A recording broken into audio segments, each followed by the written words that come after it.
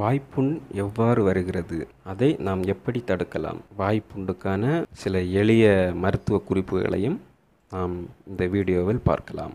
வாய்ப்பகுதியில் உள்ள தோல் அதிக மென்மையாவதன் மூலம் வெளிப்படும் நரம்பு பகுதியே வாய்ப்புண் அல்லது மவுத் அல்சர் எனப்படுகிறது. இப்பகுதியில் தண்ணீரோ உணவோ அல்லது நாம் சாப்பிடும் வேறு எந்த ஒரு பொருள் பட்டாலும் அது பாதிப்படைந்தவர்களுக்கு மிக அதிக எரிச்சலை உண்டு பண்ணும்.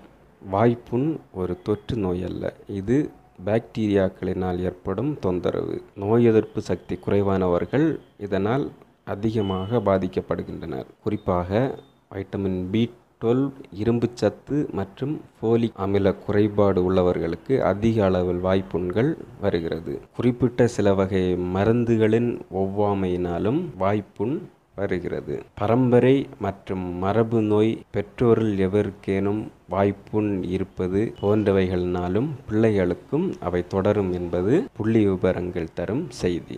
ஆண்களை விட பெண்களுக்கு அதிகம் வாய்ப்புண் ஏற்படுவதாக அறிக்கைகள் சொல்கின்றன. பிரசவ காலங்களிலும் இறுதி மாதவிடாயின் போதும் ஏற்படும் ஹார்மோன் மாற்றங்கள் வாய்ப்புண்களை உண்டு பண்ணி விடுகின்றன. சிலருக்கு சில உணவுகள் ஒத்துக்கொள்ளாமையினாலும் வாய்ப்புண்கள் ஏற்படுகின்றன. உணவை சுவைக்கும் பொழுது தவறுதலாக வாயின் உட்புறத்தில் நாம் கடித்துக் கொள்வது உண்டு.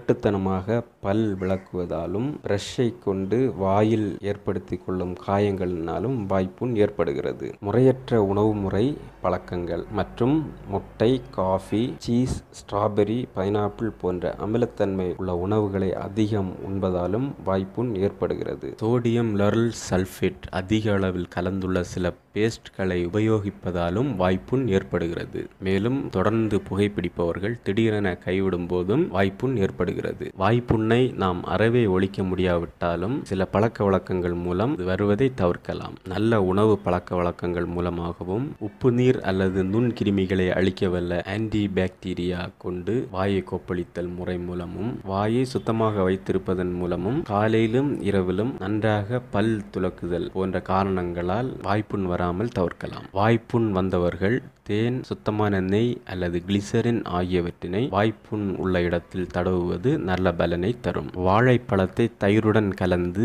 காலை உணவாக உட்கொண்டால் வாய்ப்புண் மூலம் ஏற்படும் எரிச்சல் அன்று முழுவதும் மறையும். தக்காளி பழத்தை சிறு துண்டுகளாக்கி வாயில் போட்டு மென்று தின்பது வாய்ப்புண்ணை குறைத்துவிடும். மிதமான சூடுள்ள நீரில் உப்பு மற்றும் எலுமிச்சை சாற்றை கலந்து கொப்பளிப்பது நல்ல பலனை கொடுக்கும். நீரை நன்றாக கொதிக்க வைத்து அதில் மஞ்சள் தூளை போட்டு சிறிது ஆறிய பின் மிதமான சூட்டில் வாயை கொப்பளித்தால் வாய்ப்புண் குறையும். கொதித்த நீரில் மாதுளம்பழ தோலை போட்டு அந்த தண்ணீரை நன்கு வடிகட்டி அந்த நீரில் வாய் கொப்பளித்தால் வாய்ப்புண் எரிச்சல் குறையும். வாய்ப்புண் என்பது தற்காலிகமான நோய். குறைந்தபட்சம் ஒரு வாரம் அல்லது அதிகபட்சம் 10 நாட்களில் வாய்ப்புண் குணமாகிவிட வேண்டும். தொடர்ந்து வாய்ப்புண் இருக்கும் பட்சத்தில் தாமதிக்காமல் உடனடியாக மருத்துவரை அணுகி முழுமையான பரிசோதனை செய்து கொள்வது அவசியம்.